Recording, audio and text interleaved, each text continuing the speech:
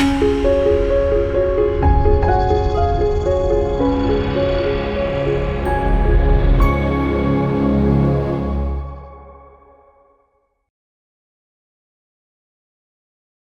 మాత్రం. నేను మీ journalist Navatha. Welcome to our voice.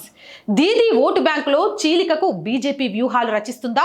Minority ఓటర్లపైనే Didi పూర్తి ధీమాతో ఉన్నారా?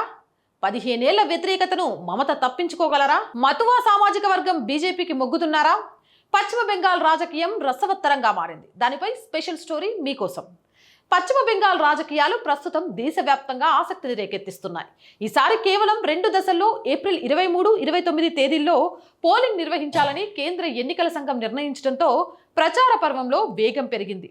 అటు షెడ్యూల్ విడుదలైందో లేదో బీజేపీ, టీఎంసీ పార్టీలు తమ అభ్యర్థుల జాబితాలు వెంటనే ప్రకటించేశాయి. అయితే ఈసారి కూడా పోటీ కేవలం టీఎంసీ, బీజేపీ మధ్య ఉండనుంది. అయితే మైనారిటీ ఓటు బ్యాంకును చీల్చే శక్తులు పోటీని రసవత్తరంగా మార్చనున్నాయి. వరుసగా 4వ ముఖ్యమంత్రి పీఠాన్ని అధిరోహించాలని మమతా బెనర్జీ పట్టుదలతో ఉండగా ఎలాగైనా బెంగాల్ కోటపై కాషాయ జెండా ఎగురవేయాలని భారతీయ జనతా పార్టీ వ్యూహాలు రచిస్తోంది. గత ఎన్నికల గణాంకాలను పరిశీలిస్తే 2016లో 211 స్థానాలు గెలుచుకున్న తృణమూల్ కాంగ్రెస్ 2021లో ఆ సంఖ్యను 215కు పెంచుకొని తన బలాన్ని నిరూపించుకుంది. మరోవైపు 2016లో కేవలం 3 స్థానాలకే పరిమితమైన బీజేపీ 2021 నాటికి ఏకంగా 77 సీట్లను కైవసం చేసుకుంది.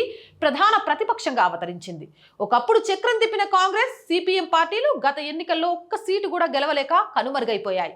మమతా బెనర్జీకి ఉన్న వ్యక్తిగత ఇమేజ్, ముఖ్యంగా మహిళా ఓటర్లలో ఆమెకున్న అపారమైన ఆదరణ టీఎంసీకి ప్రధాన బలం. లక్ష్మీర్ భండర్, స్వస్థ సాధి వంటి సంక్షేమ పథకాలు క్షేత్రస్థాయిలో పార్టీని బలంగా ఉంచాయి. రాజకీయ పోరాటాన్ని కేంద్రం వర్సెస్ బెంగాల్ అస్తిత్వంగా మార్చడంలో మమత సిద్ధహస్తురాలు. అయితే సుదీర్ఘకాలం అధికారంలో ఉండడం వల్ల తలెత్తే ప్రజా వ్యతిరేకత, అవినీతి ఆరోపణలు, అధికార దుర్వినియోగం వంటి అంశాలు ఈసారి దీదీకి సవాల్గా మారే అవకాశం ఉంది. అలాగే ఎన్నికల సంఘం చేపట్టిన స్పెషల్ ఇంటెన్సివ్ రివిజన్ సర్ కొన్ని చోట్ల టీఎంసీ కోర్ ఓటు బ్యాంకును ప్రభావితం చేయవచ్చని విశ్లేషకులు భావిస్తున్నారు. ఇక బీజేపీ విషయానికి వస్తే డబుల్ ఇంజన్ సర్కార్ నినాదంతో అభివృద్ధి మంత్రం పఠిస్తోంది. ఢిల్లీ నుంచి గల్లీ దాకా అదే నినాదంతో ముందుకు వెళ్తోంది. ఈసారి బెంగాల్పై కాషాయ జెండా ఎగురవేయాలని బీజేపీ అగ్రనాయకత్వం పకడ్బందీగా ప్రణాళికలో ఉంది. గత ఎన్నికల్లో 77 స్థానాలు మాత్రమే గెలుచుకున్నప్పటికీ 39% ఓట్లు సాధించి విజయం అసాధ్యమేమీ కాదన్న సందేశం చాటుతుంది. టీచర్లు, ఆశా వర్కర్లు వంటి వివిధ వర్గాల్లో ఉన్న ప్రభుత్వ వ్యతిరేకతను తమకు అనుకూలంగా మార్చుకోవాలని చూస్తుంది. ఈసారి పంచముఖ వ్యూహంతో ఆ పార్టీ పథక రచన చేస్తోంది. రాష్ట్రాన్ని 5 జోన్లుగా విభజించి ఒక్కో జోన్కు కేంద్ర మంత్రులు, ఇతర రాష్ట్రాల సీనియర్ నేతలను ఇన్ఛార్జీలుగా నియమించారు. సమర్థులైన అభ్యర్థుల ఎంపికతో పాటు అక్కడి సామాజిక, రాజకీయ పరిస్థితుల ఆధారంగా అధిష్టానం వ్యూహాలను క్షేత్రస్థాయిలో అమలు చేయడం వారి బాధ్యత. మోదీ చరిష్మా ఎలాగో తమకు ప్రధానాస్త్రం కానుందని ఆ పార్టీ చెబుతోంది. ప్రధాని మోదీ స్వయంగా 20కి పైగా భారీ బహిరంగ సభల్లో పాల్గొనేలా షెడ్యూల్ ఖరారైంది. మరోవైపు అమిత్ షా పార్టీ సీనియర్ నాయకులు ఎప్పటికప్పుడు సర్వేలు, వ్యూహాలతో కసరత్తు చేస్తూనే ఉన్నారు. ప్రభుత్వ పనితీరుపై మిశ్రమ స్పందన. మమతా ప్రభుత్వ పనితీరుపై జనం భిన్నంగా స్పందిస్తున్నారు. సుమారు 34% మంది అద్భుతమని కితాబివ్వగా 18% మంది మాత్రం చాలా దారుణమంటూ పెదవి విరిచారు. సర్వేలో అధికార పార్టీకి కొన్ని హెచ్చరికలు కూడా వెలువడ్డాయి. దాదాపు 36% మంది ఓటర్లు నిరుద్యోగాన్ని ప్రధాన సమస్యగా భావిస్తున్నారు. మరోవైపు టీఎంసీ అక్రమ వలసలను ప్రోత్సహిస్తుందని బీజేపీ ప్రచారాన్ని 47% మంది నమ్ముతుండటం గమనార్హం. ఎస్సీ, ఎస్టీ యువ ఓటర్లు టీఎంసీకి దూరమయ్యే అవకాశం ఉందని సర్వే హెచ్చరించింది. ఇక టీఎంసీ ప్రభుత్వంపై 15 ఏళ్ల వ్యతిరేకత, సందేశ్ కలి, ఆర్జీకర్ వంటి సున్నితమైన అంశాలను హైలైట్ చేస్తూ మహిళా ఓటర్లను ఆకట్టుకోవడం బీజేపీకి ప్రధాన అస్త్రాలు.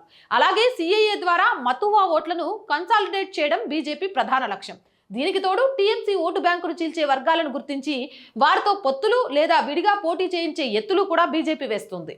విభజన సమయంలో ఆ తర్వాత బంగ్లాదేశ్ శరణార్థులుగా బెంగాల్కి వలస వచ్చిన హిందూ దళితులు మతువా వర్గీయులు.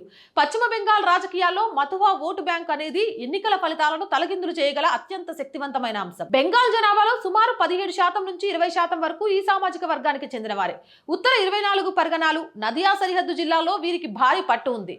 బెంగాల్లోని సుమారు 30 నుంచి 40 అసెంబ్లీ స్థానాల్లో మతువా ఓటర్లు గెలుపోటములను శాసించగలరు. గతంలో వామపక్షాలకు, ఆ తర్వాత మమతా బెనర్జీకి అండగా నిలిచారు. 2019 లోక్సభ ఎన్నికల నుంచి మొగ్గు బీజేపీకి చూపుతున్నారు. దశాబ్దాలుగా ఎదురు చూస్తున్న అంశం శాశ్వత పౌరసత్వం కోరుకుంటున్నారు. సీఏఏ అమలును వేగవంతం చేయడం ద్వారా మతువాలకు పౌరసత్వం ఇస్తామని కేంద్రం హామీ ఇచ్చింది. గత ఎన్నికల్లో ఖాతా తెరవలేకపోయిన లెఫ్ట్ పార్టీలు ఈసారి చావో రేవో తేల్చుకోవాలని చూస్తున్నాయి. మహమ్మద్ సలీం నాయకత్వంలో యువ అభ్యర్థులకు పెద్దపీట వేశారు. కాంగ్రెస్ పార్టీ కూడా తన పట్టున్న ఉత్తర బెంగాల్ జిల్లాలపై దృష్టి సారించింది. వీరు మైనారిటీ పార్టీలతో పొత్తు పెట్టుకుంటే టీఎంసీ గెలుపును పరోక్షంగా ఆపగలవు తప్ప స్వయంగా పూర్వ వైభవం దక్కించుకునే అవకాశం లేదు. ఇక బెంగాల్ ఎన్నికలు ఎప్పుడు భావోద్వేగాల మీద నడుస్తాయి. ఓవైపు హిందూ ఓట్లను ఏకం చేయాలని బీజేపీ, మరోవైపు మైనారిటీలు, మహిళల మద్దతుతో కోటను కాపాడుకోవాలని టీఎంసీ చూస్తున్నాయి. కానీ ఐఎస్ఎఫ్, జేయూపీ, ఏఐఎంఐఎం వంటి మైనారిటీ పార్టీలు, మతువాల వంటి సామాజిక వర్గాలు ఎన్ని ఓట్లు చీలుస్తాయనే దానిపైనే బెంగాల్ సింహాసనం ఎవరికి దక్కుతుందనేది ఆధారపడి ఉంటుంది. ఇంతకు మీరేమనుకుంటున్నారు? మీ అభిప్రాయం ఏంటి? కామెంట్ సెక్షన్లో పెట్టండి. మోర్ వీడియోస్ కోసం ఛానల్ వెంటనే సబ్స్క్రైబ్ చేయండి. కంటెంట్ బాగుంది, నలుగురికి తెలియాల్సిన అవసరం ఉంది అంటే లైక్ చేయండి, షేర్ చేయండి. ఆర్థికంగా ఆర్ వాయిస్కి మీ చేయూత చాలా చాలా అవసరం. ఆర్థికంగా సపోర్ట్ చేయాలి అని అంటే సబ్స్క్రిప్షన్ పక్కనే జాయిన్ అనే బటన్ ఉంది. 1 to 5 లెవెల్స్ ఉన్నాయి. ఏదో ఒక లెవెల్లో సపోర్ట్ చేయండి. లేదా స్క్రీన్ మీద గూగుల్ పే, ఫోన్పేతో పాటు అకౌంట్ డీటెయిల్స్ ఉన్నాయి. మీకు తోచిన సహాయాన్ని అందించవచ్చు. వ్యాపార ప్రకటనల కోసం 8328 500 576 నెంబర్ని సంప్రదించండి. జై హింద్, జై భారత్.